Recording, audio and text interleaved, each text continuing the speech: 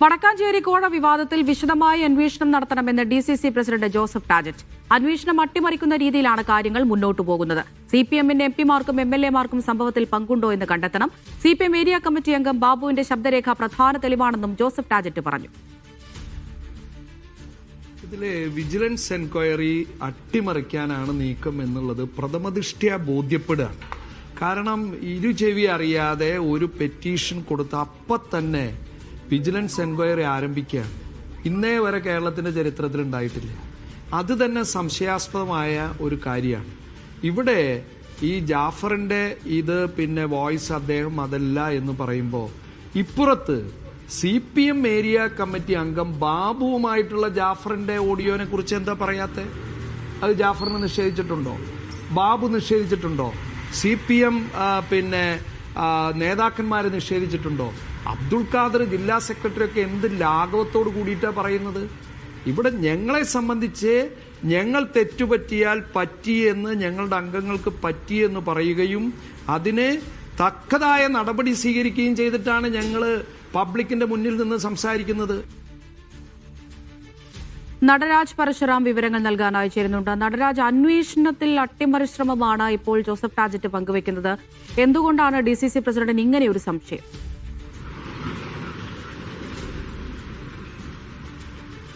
വടക്കാഞ്ചേരി വിഷയത്തിൽ തുടക്കം മുതൽ പല പൊരുത്തക്കേടുകളും കേൾക്കുന്നു.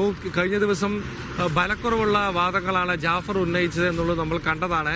ഈ 50 ലക്ഷത്തിന്റെ കോഴയും പദവിയും ഒക്കെ തന്നെ തമാശ പറയുകയായിരുന്നു എന്നാണ് അദ്ദേഹം പറഞ്ഞത്. മാത്രമല്ല, ആകെ 2 പേരുടെ പേരുള്ള വോട്ടിങ്ങിൽ കൃത്യമായി വോട്ട് ചെയ്യുന്നതിൽ തെറ്റുപറ്റിയെന്ന് അദ്ദേഹം പറയുകയും ചെയ്യുന്നു. തനിക്ക് തെറ്റുപറ്റിയതാണ്, UDF-നോട് ചേർന്ന് നിൽക്കാനാണ് താല്പര്യമെന്ന് അദ്ദേഹം പറയുന്നു. പക്ഷെ പൊതുസമൂഹത്തിന് ഒറ്റനോട്ടത്തിൽ ഒരിക്കലും ദഹിക്കാത്ത ചില വാദമുഖങ്ങളാണ് ജാഫർ അവതരിപ്പിക്കുന്നത്.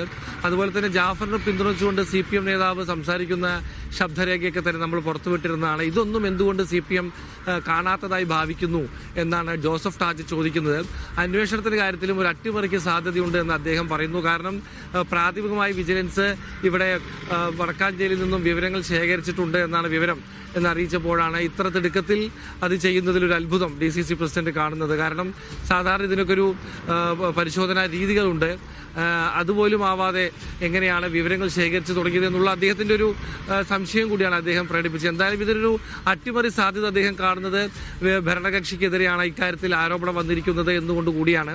50 ലക്ഷം രൂപ വിജിലൻസ് 50 ലക്ഷം രൂപ തനിക്ക് കോഴ കിട്ടാൻ സാധ്യതയുണ്ടെന്നും ലൈഫ് സെറ്റിലാവുമെന്നുമാണ് ആ ശബ്ദ സന്ദേശത്തിൽ ജാഫർ പറയുന്നത്.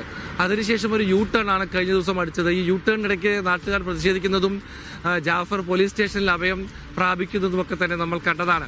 ഈ വിഷയത്തിൽ ജാഫറുമായി അന്ന് സംസാരിച്ച മുസ്തഫയുടെ പ്രതികരണം നമ്മൾ രാവിലെ നൽകിയിരുന്നു. അതിൽ മുസ്തഫയും ജാഫർ ഇപ്പോൾ നുണ പറയുകയാണെന്നുള്ള നിലപാടാണ് പറയുന്നത്. നിൽക്കക്കള്ളിയില്ലാതെ ജാഫർ നുണ പറയുന്നു. ജാഫർ പറഞ്ഞ പോലെ തന്നെ അടുത്ത ദിവസം ട്വിസ്റ്റ് ഉണ്ടായി. അവിടെ ഭരണം അട്ടിമറിക്കപ്പെട്ടു. ഇത് ജനാധിപത്യത്തിന്റെ ധ്വംസനമാണ് എന്നാണ് മുസ്തഫയൊക്കെ പറയുന്നത്. എന്തായാലും ഈ വിഷയം വരും ദിവസങ്ങളിലും പ്രത്യേകിച്ച് നിയമസഭാ സീറ്റും ചർച്ചയുമൊക്കെ വരുന്ന സാഹചര്യത്തിൽ കത്തിപ്പടരുമെന്നുള്ള കാര്യത്തിൽ സംശയമില്ല. കാരണം കോഴ ആരോപണമാണ് വന്ന് നിൽക്കുന്നത്. വോട്ടിന് കോഴ, അതല്ലെങ്കിൽ ഭരണം പിടിക്കാൻ കോഴ ഭരിക്കുന്ന പാർട്ടിയായ CPM നയിക്കുന്ന ഇടതു മുന്നണിക്കെതിരെ തന്നെ വന്നിട്ടുള്ള സാഹചര്യത്തിൽ ഇത് കരുവന്നൂരിൽ നിന്നുള്ള കള്ളപ്പണമാണെന്നും അത് ആ സോഴ്സ് ഉപയോഗിച്ചുകൊണ്ട് ഇവിടെ കൊടുക്കാൻ ശ്രമിക്കുകയായിരുന്നു ഒക്കെ തന്നെ കോൺഗ്രസ് ആരോപിക്കുന്നുണ്ട്. അതുപോലെ തന്നെ വടക്കാഞ്ചേരി MLA സേവ്യർ ചിറ്റലപ്പള്ളി ഉൾപ്പെടെയുള്ള നേതൃത്വത്തിനെതിരെയും കോൺഗ്രസ് കുന്തമന ഉയർത്തിവിടുകയാണ്. എന്തായാലും വരും ദിവസങ്ങളിലും വടക്കാഞ്ചേരി പ്രശ്നം നീറി നിൽക്കും എന്നുള്ള കാര്യം ഉറപ്പാണ്.